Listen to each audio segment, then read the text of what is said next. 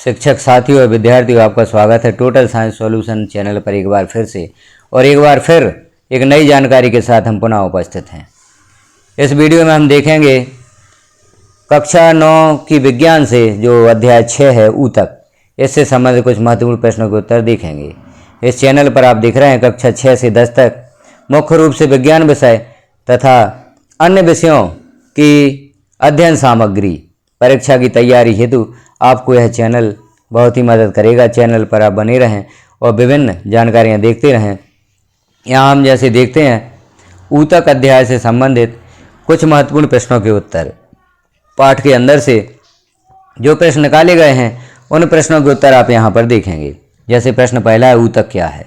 उत्तर होगा ऊतक कोशिकाओं का समूह होता है जिसमें कोशिकाओं की संरचना, उत्पत्ति तथा कार्य एक समान होते हैं। अगला प्रश्न है, बहुकोशिक जीवों में ऊतकों का क्या उपयोग है?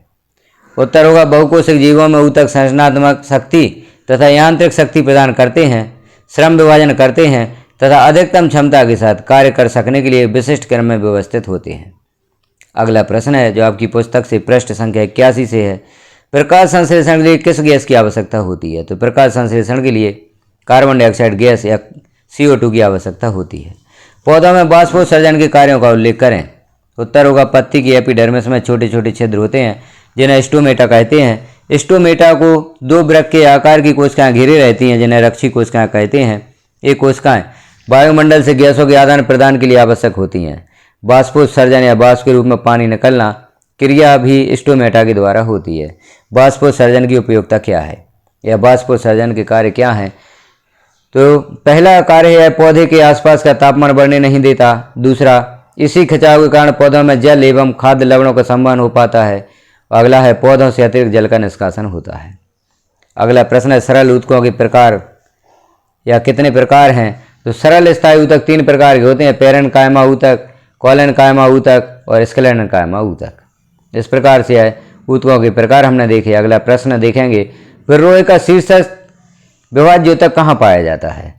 तो पिर्रोए का शीर्षस्थ विभाज्य ऊतक जड़ों एवं तनों की वृद्धि वाले भाग में विद्यमान रहता है तथा वह इनकी लंबाई में वृद्धि करता है।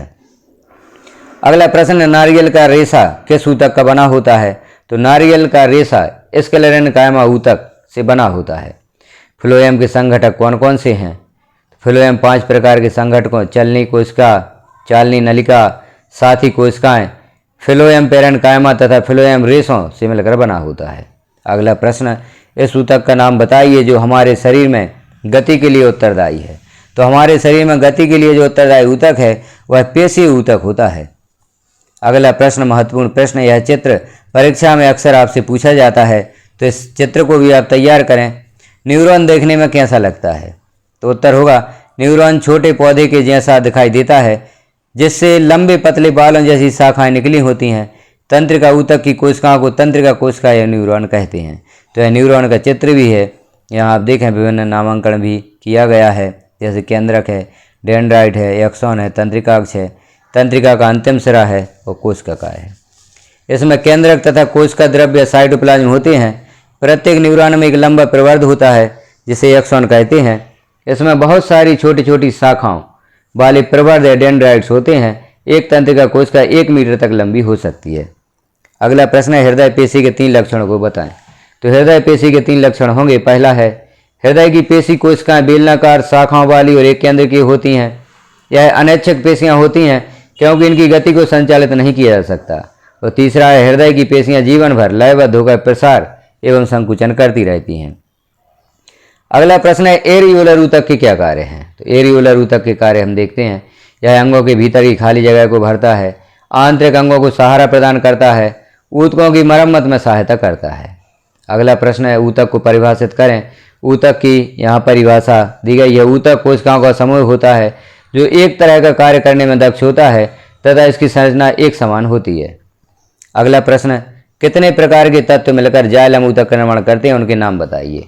तो जाइलम ऊतक 4 प्रकार के तत्व से मिलकर बने होते हैं। पहला है वाहिनिका या जाइलम ट्रेकिड्स, दूसरा है वाहिका, तीसरा जाइलम पैरेन्काइमा और चौथा है जाइलम फाइबर या रेशे। पौधों में सरल ऊतक जटिल ऊतक से किस प्रकार भिन्न होते हैं? तो सरल ऊतक को पहले हम देखते हैं। सरल ऊतक की क्या विशेषताएं होती हैं। ये एक ही प्रकार की कोशिकाओं से बने होते हैं। सरल ऊतक 3 प्रकार के होते हैं, पेरेन्काइमा, कोलेनकाइमा तथा स्क्लेरेन्काइमा। सरल ऊतक यह आधारीय पैकिंग ऊतक का निर्माण करता है, पौधों के विभिन्न भागों में लचीलेपन का गुण लाता है तथा पौधों को कठोर एवं मजबूत बनाता है। जबकि जटिल ऊतक में ये एक से अधिक प्रकार की कोशिकाओं से मिलकर बने होते हैं। ये 2 प्रकार के होते हैं, फ्लोएम तथा जाइलम। फ्लोएम तथा जाइलम को संवहन ऊतक भी कहते हैं। ये मिलकर संवहन बंडल का निर्माण करते हैं। अगला प्रश्न है, कोशिका भित्ति के आधार पर पेरेन्काइमा, कोलेनकाइमा और स्क्लेरेन्काइमा के बीच भेद स्पष्ट कीजिए। यहाँ हम पहले देखते हैं पेरेन्काइमा। इसकी कोशिका भित्ति पतली होती है तथा सेलुलोज की बनी होती है। कोलेनकाइमा में इसकी भित्ति पतली होती है परंतु सेलुलोज तथा पेक्टिन के जमा होने के कारण किनारों पर भित्ति मोटी होती है। स्क्लेरेन्काइमा इसकी भित्ति लिग्निन के कारण मोटी होती है। लिग्निन कोशिकाओं को दृढ़ बनाने के लिए सीमेंट का कार्य करने वाला रासायनिक पदार्थ है। रंध्र के क्या कार्य हैं? अगला प्रश्न है। तो रंध्र के मुख्य कार्य हैं, वायुमंडल से गैसों का आदान प्रदान रंध्रों द्वारा होता है, जैसे प्रकाश संश्लेषण में कार्बन डाइऑक्साइड तथा श्वसन क्रिया में ऑक्सीजन लेना। अगला कार्य है बाष्पोत्सर्जन क्रिया, या वाष्प के रूप में पानी का निकालना में सहायता करता है। तो रंध्र बाष्पोत्सर्जन क्रिया में भी सहायता करते हैं।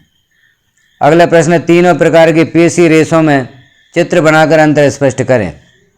जो 3 प्रकार के पेशी रेशे हैं, जैसे रेखित पेशी, चिकनी पेशी और हृदयक पेशी। पेशियाँ 3 प्रकार की होती हैं जो यहाँ पर दी गई हैं, इनमें हमें अंतर बताना है। तो रेखित पेशी, रेखित पेशे या रेखित रेशे प्रायः अस्थियों से जुड़ी होती हैं। जो रेखित पेशियाँ हैं वह अस्थियों से जुड़ी होती हैं। चिकनी पेशी यह आँख की पलकों, मूत्रवाहिनी और फेफड़ों की श्वसनी में होती हैं। हृदयक पेशी यह हृदय में पाई जाती हैं। रेखित पेशी यह ऐच्छिक पेशी होती है। चिकनी पेशी अनैच्छिक पेशी होती है। हृदयक पेशी यह भी अनैच्छिक पेशी होती है। रेखित पेशी इसमें गहरे तथा हल्के रंग की पट्टियाँ होती हैं, इसलिए इन्हें रेखित पेशी कहते हैं। जबकि चिकनी पेशी इसमें गहरे तथा हल्के रंग की पट्टियाँ नहीं होती, इसलिए इन्हें अरेखित पेशी भी कहते हैं। हृदयक पेशी इसमें गहरे तथा हल्के रंग की पट्टियाँ नहीं होती हैं। रेखित पेशियाँ लंबी, बेलनाकार, शाखा रहित और बहुनाभीय होती हैं। चिकनी पेशी लंबी, एक केंद्र की और एक सिरे से नुकीली या तर्करूपी होती हैं। और हृदयक पेशी बेलनाकार शाखाओं वाली और एक केंद्र की होती हैं। यहाँ चित्र भी दिए गए हैं, आप चित्र भी देख सकते हैं तीनों रेखित पेशी के। तो इन चित्रों को भी आप अच्छे से देखें और इन्हें बनाकर भी देखें और इन्हें तैयार करें। अगला प्रश्न है, कार्डियक या हृदयक पेशी का विशेष कार्य क्या है? तो उत्तर होगा कार्डियक पेशी के विशेष कार्य। हृदय की पेशियां जीवन भर लयबद्ध होकर प्रसार एवं संकुचन करती रहती हैं। लयबद्ध प्रसार और संकुचन हृदय की पंपिंग क्रिया में सहायता करता है तथा रक्त संपूर्ण शरीर में गति करता है। अगला प्रश्न, रेखित, अरेखित तथा कार्डियक या हृदयक पेशी में शरीर में स्थित कार्य और स्थान के आधार पर अंतर स्पष्ट करें। तो लक्षण, कार्य और शरीर में स्थिति के आधार पर रेखित पेशी, अरेखित पेशी और कार्डियक पेशी में अंतर देखते हैं। तो रेखित पेशियाँ ऐच्छिक पेशियाँ जो शरीर को इच्छानुसार गति प्रदान करने में सहायता करती हैं और शरीर में इनकी स्थिति हाथ, पैर और कंकाल में होती है। अरेखित पेशियाँ या अनैच्छिक पेशियाँ हैं, अर्थात ये जंतु की इच्छा पर संचालित नहीं होती। ये स्वतः ही पेशियों की गति को नियंत्रित करती हैं। आहार नली, रक्त नलिका का प्रसार एवं संकुचन आँख की पलक, मूत्रवाहिनी और फेफड़ों की श्वसनी में यह स्थित होती हैं। कार्डियक हृदय पेशियाँ ये भी अनैच्छिक पेशियाँ हैं जो हृदय की पेशियों को बिना थके प्रसार एवं संकुचन में सहायता करती हैं और हृदय में अर्थात हृदय की दीवारों में होती हैं। न्यूरॉन का एक चिन्ह चित्र बनाइए। यह है न्यूरॉन। इसमें आप देख रहे हैं ऊपर डेंड्राइट है, कोशिका काय है, केंद्रक है, शीश कवर या माइलिन शीथ है, एक्सॉन है, तंत्रिका अक्ष है और एक्सॉन है टर्मिनल। यह न्यूरॉन का एक चित्र है। निम्नलिखित के नाम लिखें। अब इन्हें हमें ऊतकों के नाम लिखना है। यहाँ पर ऊतक जो मुंह के भीतर अस्तर का निर्माण करता है, उत्तर भी साथ में हम देखते जाते हैं। यह सल्की एपिथेलियम ऊतक है। दूसरा है ऊतक जो मनुष्य की पेशियों को अस्थि से जोड़ता है, यह कंडरा है या टेंडन है। तीसरा है ऊतक जो पौधों में भोजन को संवहन करता है, यह फ्लोएम ऊतक होता है। ऊतक जो हमारे शरीर में वसा का संचय करता है, यह वसामय ऊतक होता है। यह एडिपोज टिश्यू होता है। तरल अधात्री सहित संयोजन ऊतक यह रक्त होता है और मस्तिष्क में स्थित ऊतक न्यूरॉन होता है। अगला प्रश्न, निम्नलिखित में ऊतक के प्रकार की पहचान करें। जैसे त्वचा, पौधे का बल्क, अस्थि, वृक्कीय नलिका, अस्तर, संवहन बंडल। तो त्वचा में सल्की एपिथेलियम ऊतक होता है, पौधे का बल्क विभाज्य ऊतक रक्षी ऊतक होता है, अस्थि में संयोजी ऊतक होता है, वृक्कीय नलिका अस्तर में घनाकार एपिथेलियम ऊतक होता है, संवहन बंडल स्थायी ऊतक या जाइलम और फ्लोएम होता है। अगला प्रश्न है, पेरेन्काइमा ऊतक किस क्षेत्र में स्थित होते हैं? तो पेरेन्काइमा ऊतक पत्तियों में पाए जाते हैं। इस स्थिति में इसे क्लोरेन्काइमा या हरित ऊतक कहा जाता है। जलीय पौधों में बड़ी गुहिकाएँ होती हैं जो पौधों को तैरने के लिए उत्प्लावन बल प्रदान करती हैं। इस पेरेन्काइमा को एरेन्काइमा कहते हैं।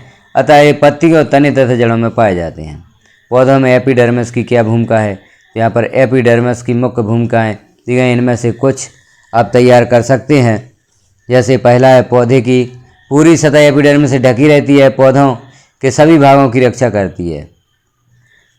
पांचवा हम देख रहे हैं, जड़ों की एपिडर्मल कोशिकाएं पानी को सोखने का कार्य करती हैं। इस प्रकार से आप सरल जो भूमिकाएं हैं वह याद कर सकते हैं। अगला प्रश्न है, छाल या कॉर्क किस प्रकार सुरक्षा ऊतक के रूप में कार्य करता है? तो जब वृक्ष की आयु बढ़ती है तो तने के एपिडर्मिस के स्थान पर विभाज्य ऊतक की पट्टी बन जाती है। यह एक मोटा सुरक्षात्मक ऊतक है। बाहरी सतह की कोशिकाएं इस सतह से अलग हो जाती हैं। यह पौधों पर अनेक परतों वाली मोटी छाल या कार का निर्माण करती हैं। इन छालों की कोशिकाएं मृत होती हैं। ये बिना अंतः कोशिकीय स्थानों की व्यवस्थित होती हैं। इनकी भित्ति पर सुबेरिन नामक रसायन होता है जो इन छालों को हवा एवं पानी के लिए अवैध बनाता है। यहाँ पर जो एक तालिका दी गई है इसे पूर्ण करना है। तो आप देख रहे हैं तालिका, स्थायी ऊतक, सरल है, जटिल, यहाँ पर खाली स्थान दिया गया है कोलेन्काइमा, फिर रिक्त स्थान दिया है जाइलम। अब हम इसका उत्तर देखते हैं। स्थायी ऊतक दो प्रकार के होते हैं, सरल और जटिल। सरल ऊतक तीन प्रकार के होते हैं, पेरेन्काइमा, कोलेन्काइमा और स्क्लेरेन्काइमा। और जटिल ऊतक जाइलम और फ्लोएम दो भागों में बटे होते हैं। इस प्रकार से हमने यहाँ पर इस तालिका को पूर्ण किया। आपने यहाँ पर देखा कक्षा 9 अध्याय 6 ऊतक से संबंधित महत्वपूर्ण प्रश्न, जो पाठगत प्रश्न हैं, जो प्रश्न अक्सर परीक्षा में पूछे जाते हैं, उन प्रश्नों को हमने यहाँ पर देखा। आप भी इन प्रश्नों को अच्छे से तैयार करें और अपनी परीक्षा में सफलता प्रदान करें। अन्य अध्यायों के प्रश्नों के उत्तर आप प्राप्त करना चाहते हैं तो चैनल को सब्सक्राइब कर लें, बेल आइकन को क्लिक कर ऑल पर प्रेस कर दें, ताकि जैसे ही अगले अध्याय के प्रश्नों के उत्तर या अगले पाठ के प्रश्नों के उत्तर चैनल पर पब्लिश किए जाते हैं तो नोटिफिकेशन के रूप में आपको प्राप्त हो सकें। चैनल पर आप विजिट करें और देखें, और भी कई प्रकार की अध्ययन सामग्री यहाँ पर पब्लिश की गई है। तो आप सरलतम अध्ययन सामग्री के द्वारा अपनी परीक्षा की तैयारी कर सकते हैं। धन्यवाद।